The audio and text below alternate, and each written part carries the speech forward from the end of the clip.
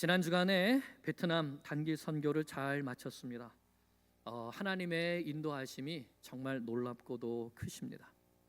이번에 가서 섬기게 된 교회가 미국 선교사님이 먼저 가셔서 학생들에게 영어를 가르치면서 그렇게 훈련했던 그런 교회였다고 합니다. 그래서 그 청년들이 우리 선교팀이 가서 성경학교를 하고 복음을 전하는데 적극적으로 통역을 얼마나 잘하는지, 그래서 막힘없이 사역할 수 있다고 했습니다.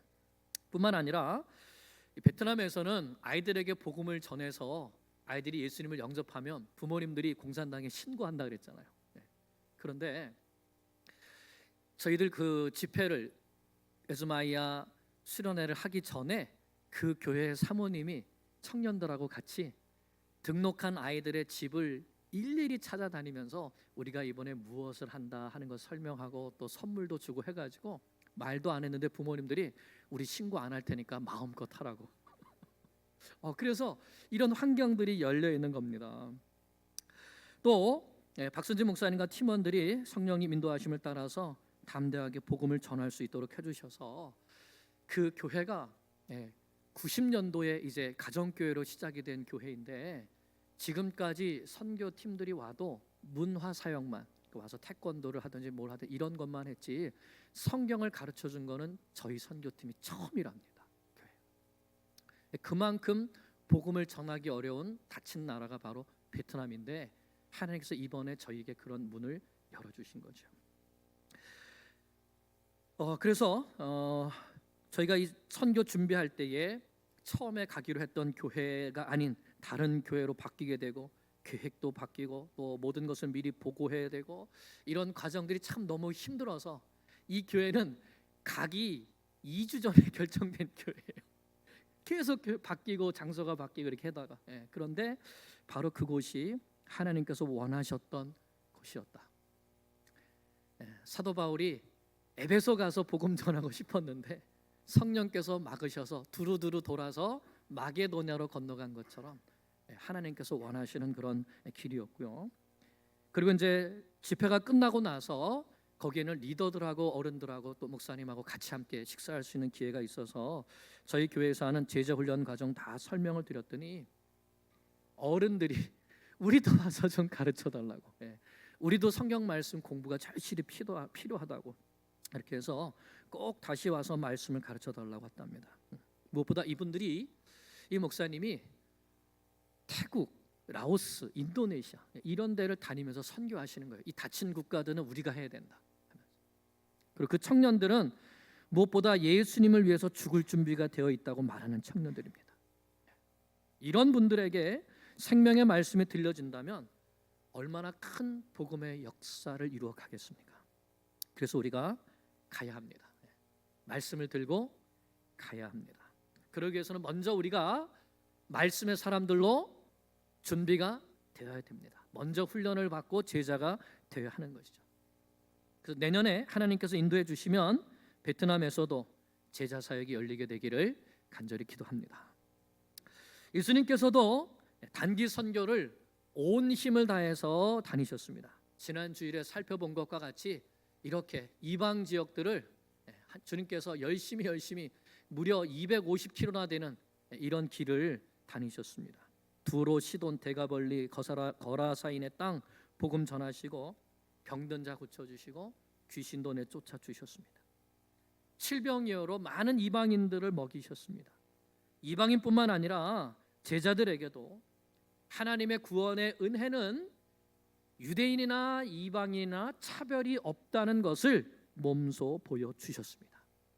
예수님은 온 세상 만민의 구세주이십니다. 칠병이어의 기적 이후에 예수님은 배를 타시고 제자들과 함께 마가단 지방으로 가셨습니다. 막달라 또는 마그달라 이런 지방이라고 생각이 됩니다. 이방 선교를 마치시고 다시 유대인들의 땅으로 가신 겁니다. 이때부터 예수님은 본격적으로 자신이 누구이신가를 드러내시면서 십자가를 지시는 그런 마지막 길을 향해서 가시게 됩니다. 이것이 마태복음 16장부터 기록되어 있는 말씀들입니다.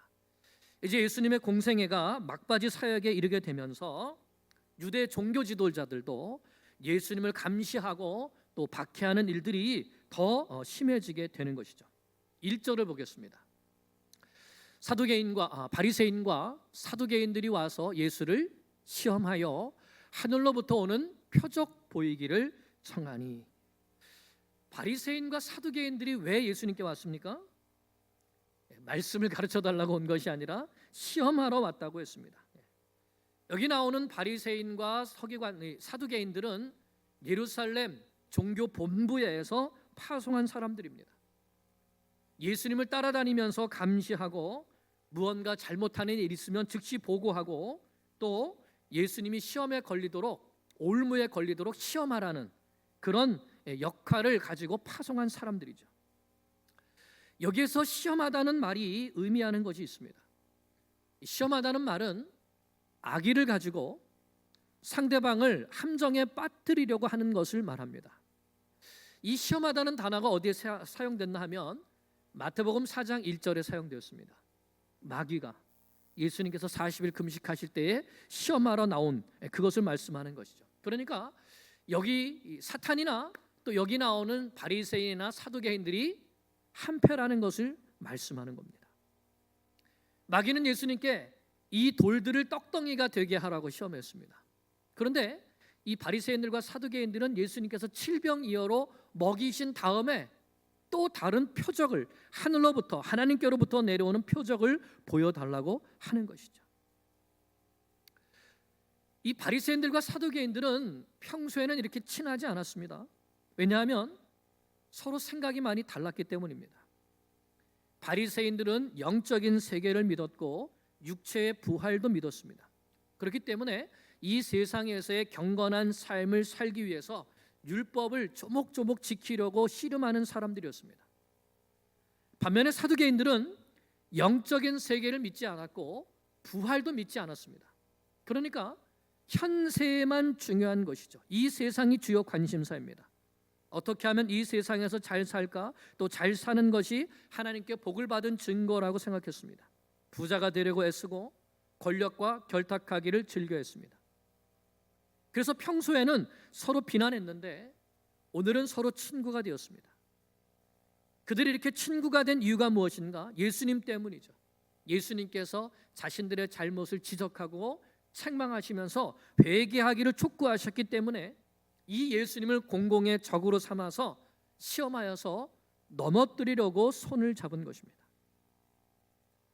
이들이 예수님께 요구한 것은 하늘로부터 오는 표적을 보여달라고 했습니다. 표적이란 사인이죠. 증거를 말합니다.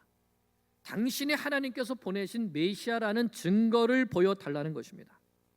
하지만 예수님께서 지금까지 얼마나 많은 표적을 보여주셨습니까? 여러분, 우리가 앞에서 세례 요한의 제자들이 예수님께 와서 세례 요한이 물었던 질문, 오실 그이가 당신입니까? 우리가 아니면 또 다른 일을 기다려야 됩니까? 라고 물었을 때에 예수님께서 뭐라고 말씀하셨죠? 맹인이 보며 못 걷는 사람이 걸으며 나병 환자가 깨끗함을 받으며 못 듣는 자가 들으며 죽은 자가 살아나며 가난한 자에게 복음이 전파된다 하라. 무슨 말씀입니까? 예수님께서 행하시는 이런 일들이 예수님이 바로 그분 오실 메시아이시라는 것에 대한 표적이 된다는 말씀이죠. 이 말씀이 구약 성경에서 이미 예언하셨던 메시아가 오시면 하실 일들을 지금 예수님께서 하시고 있기 때문에 말씀이 이루어졌다는 이 사실 자체가 예수님의 메시아라는 표적이라는 것입니다. 그러므로 바리새인들과 사두개인들이 예수님께 하늘로부터 오는 또 다른 표적을 요구하는 근본적인 이유가 무엇인가?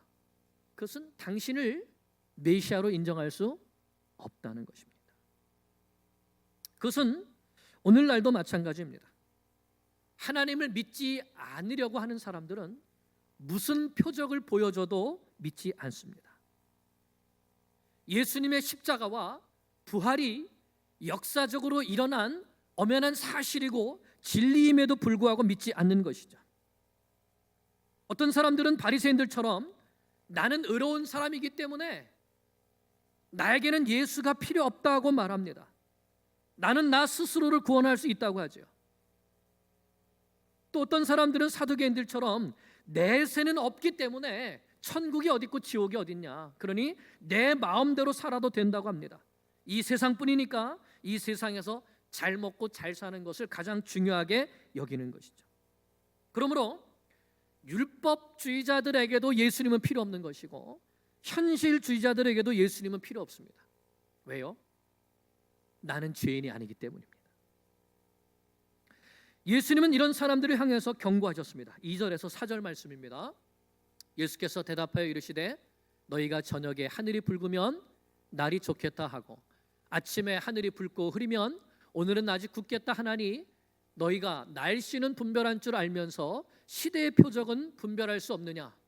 악하고 음란한 세대가 표적을 구하나 요나의 표적밖에는 보여줄 표적이 없느니라 하시고 그들을 떠나 가시니라. 예수님은 이 세대의 사람들이 날씨는 보면서, 하늘을 보면서 날씨를 분별할 줄 안다고 하셨습니다.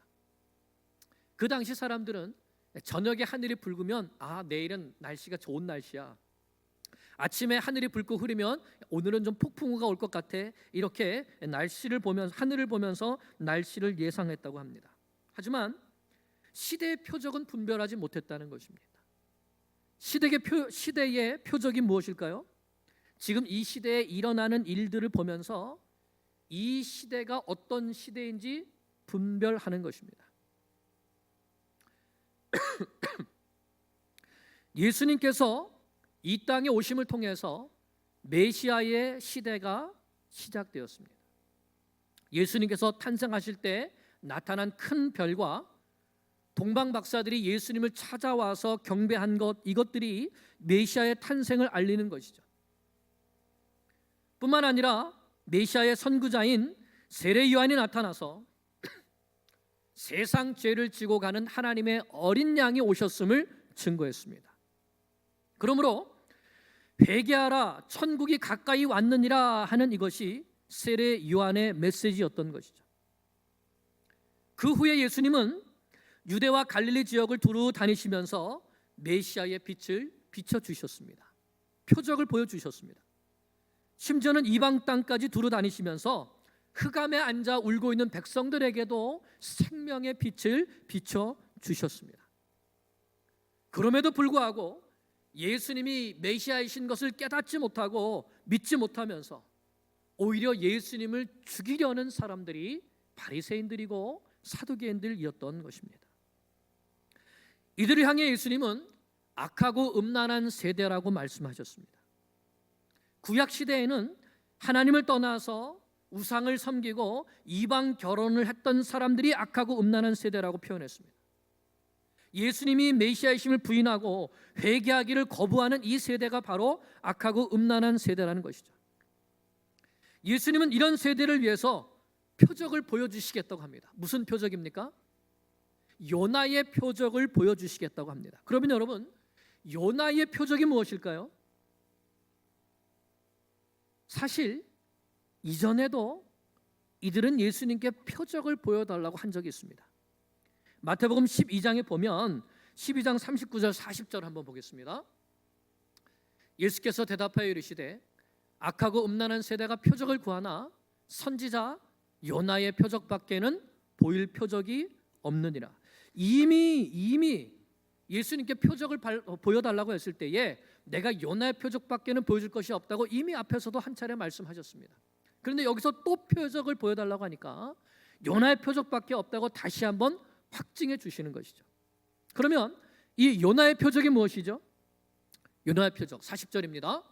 요나가 밤낮 사흘 동안 큰 물고기 뱃속에 있었던 것 같이 인자도 밤낮 사흘 동안 땅속에 있으리라. 그러니 요나의 표적이 무엇입니까? 예수님의 십자가의 죽으심과 장사 지내심과 그리고 부활하신 것이죠. 한마디로 예수님의 십자가와 부활입니다. 하나님의 아들이신 예수님께서 십자가에서 죽으셨다는 그 사실이 예수님이 우리 죄를 대신 지시고 대속의 죽음을 죽으셨다는 진리의 표적이 된다는 것입니다.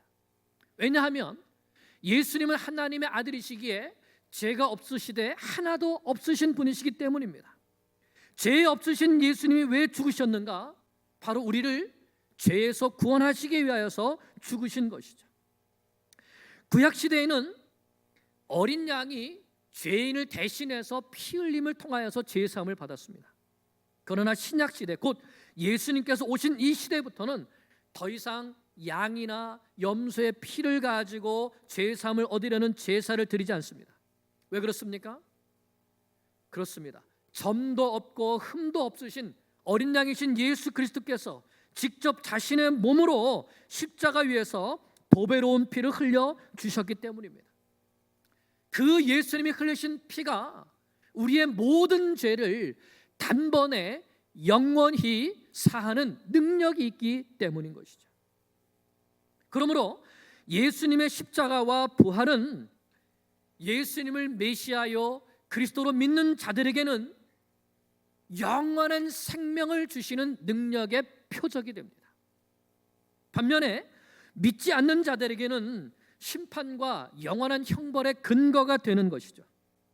하나님의 아들이 이 땅에 오셔서 십자가와 부활로 영생의 길을 열어주셨건만 그 아들 예수님을 구세주로 믿지 않고 영접하지 않고 배척했기 때문에 심판을 받아서 영원한 형벌에 떨어지게 되는 것입니다. 그러므로 요나의 표적이 믿는 자들에게는 구원의 표적이지만 믿지 않는 자들에게는 심판의 표적이 되는 것이죠. 오늘도 그리스도인들에게 표적을 보여달라는 사람들이 있습니다. 하나님이 계시냐? 살아계시냐? 그런 표적을 보여달라. 보여주면 믿겠다. 우리는 그들을 향해서 자랑스럽게 선포해야 됩니다. 우리도 요나의 표적밖에는 더 이상 보여줄 것이 없다. 우리도 다른 표적을 구하지 말아야 되는 것이죠. 예수님께서 십자가에서 죽으시고 3일 만에 다시 살아나셨다는 이 사실이 우리에게 분명한 표적이 되는 것입니다. 예수님이 메시아이시고 그리스도이시다. 우리는 예수님의 십자가와 부활을 분명히 믿고 십자가와 부활의 복음을 증거하는 하나님의 자녀들이 되어야 합니다. 그렇게 될 수 있기를 축복합니다. 이렇게 바리새인들과 사두개인들에게 경고의 말씀을 주신 다음에 그들을 떠나가셨다고 말씀합니다. 예수님을 메시아로 믿지 않는 그들을 버리셨다는 의미도 되는 것이죠. 그리고 예수님은 제자들과 함께 배를 타시고 갈릴리 호수 반대편으로 건너가시려고 합니다. 이제 마가단 지방을 떠나서 가이사랴 빌립보로 가시기 위하여서 아마 이 베세다 쪽으로 건너가시는 것처럼 보입니다. 그때 예수님께서 제자들에게도 가르침을 주십니다. 5절에서 7절 말씀입니다. 제자들이 건너편으로 갈새 떡 가져가기를 잊었더니 예수께서 이르시되 삼가 바리새인과 사두개인들의 누룩을 주의하라 하시니 제자들이 서로 논의하여 이르되 우리가 떡을 가져오지 아니하였도다 하거늘. 아멘. 마가단 지방에서 예수님께서 바리새인들과 사두개인들에게 악하고 음란한 세대다 이렇게 말씀하셨기 때문에 아마 그들과의 사이가 분위기가 별로 좋지 않았을 겁니다. 그리고 예수님께서 떠나가자고 하셨을 때 아마 황급히 예수님을 따라 나섰을 수도 있습니다.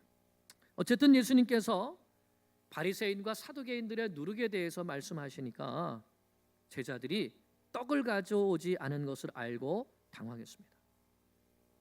하지만 예수님께서 말씀하신 것은 떡을 가져오지 않았다고 책망하신 것이 아니죠. 떡이라면 이미 칠병이어로 배부르게 먹은 경험이 있습니다. 예수님께서 먼저 그것을 상기시켜 주신 것이죠. 8절부터 10절 보면 예수께서 아시고 이르시되 믿음이 작은 자들아 어찌 떡이 없으므로 서로 논의하느냐. 너희가 아직도 깨닫지 못하느냐. 떡 5개로 5,000명을 먹이고 주운 것이 몇 바구니며 떡 7개로 4,000명을 먹이고 주운 것이 몇 광줄이었는지를 기억하지 못하느냐. 아마 예수님께서 말씀하셨을 때에 제자들이 속으로 즉시 대답했겠어요. 5병이어로 남은 것은 12광줄이고 7병이어로 남은 것은 12바구니고 7병이어로 남은 것은 일곱 광주리입니다. 예수님이 왜 이걸 물어보셨을까요? 지금 내가 떡 안 가져온 것 책망하는 것이 아니라는 것입니다. 떡은 내가 얼마든지 줄 수 있다는 것이죠. 그래서 예수님께서 뭐라고 말씀하셨냐면 제자들에게 믿음이 작은 자들아 라고 하셨습니다. 믿음이 작은 자들아. 여러분, 무엇이 믿음이 작은 것일까요? 첫째는 예수님과 그렇게 함께 다니면서도 아직 예수님이 누구이신지, 진리가 무엇인지 깨닫지 못하는 것이 믿음이 작은 것입니다. 제자들이 예수님과 그렇게 함께 다니면서 그렇게 많은 기적, 표적을 보았는데도 아직 예수님이 어떤 분이신지 알지 못하는 것이 믿음이 작은 것이죠. 교회를 아무리 오래 다녀도 예수님이 누구인지 알아보지 못하는 것이 믿음이 작은 것입니다. 예수님의 십자가 부활을 믿지 못하고 예수님을 구세주로 영접하지 못하는 것이 믿음이 작은 것입니다.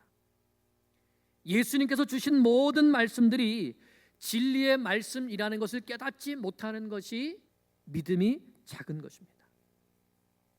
예수님은 이것을 말씀하신 것이죠. 내가 누구냐?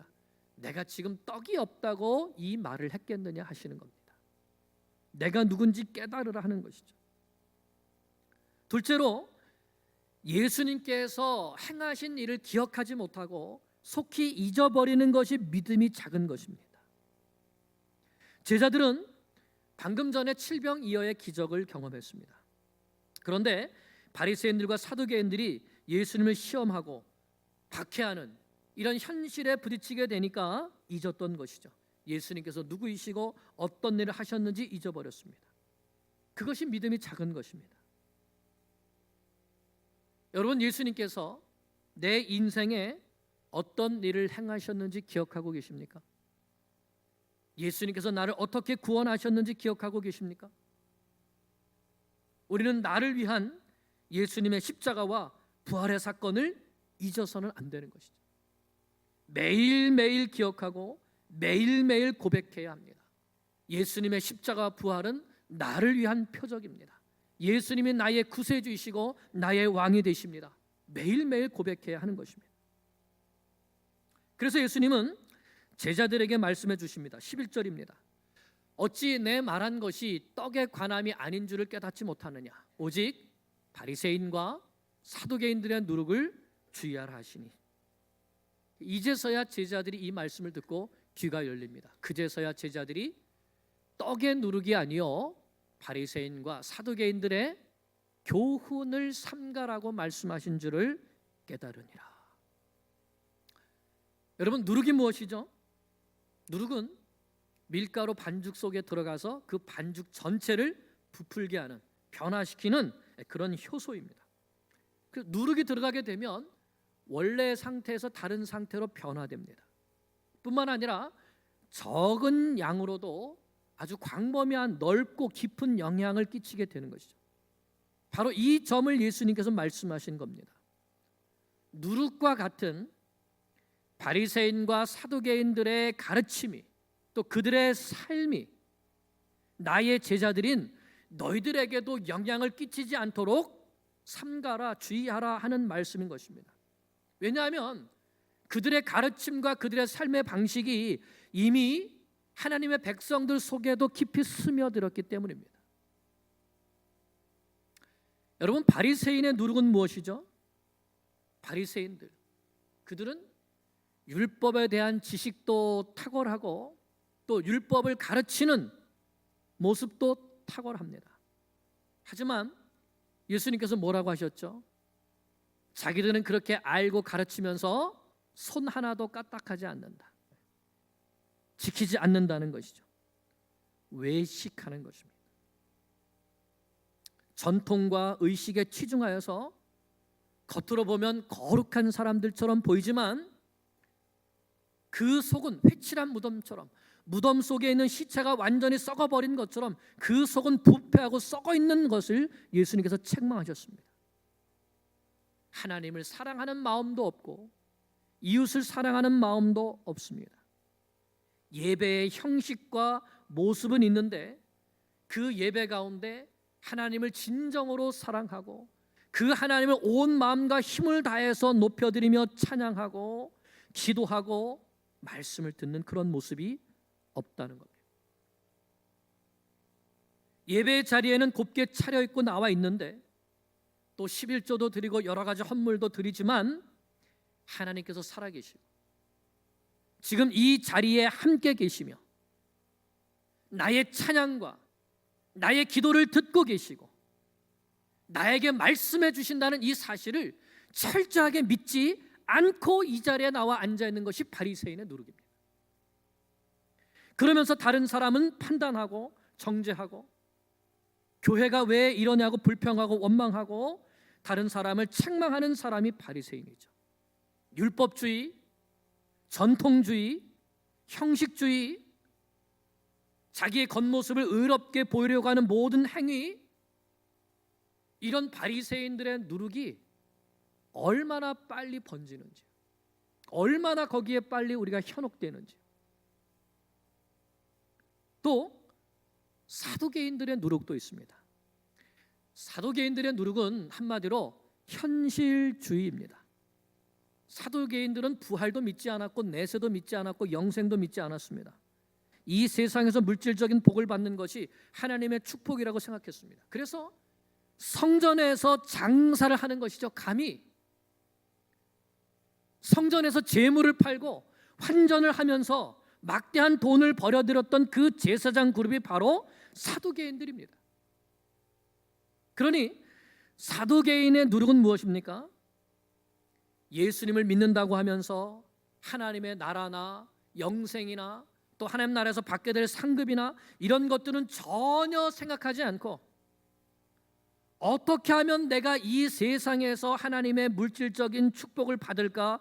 어떻게 하면 이 세상에서 내가 잘 되고 내 자녀들이 잘 되고 내가 인정받고 돈을 잘 벌고 잘 먹고 잘 쉬고 편안하게 살까?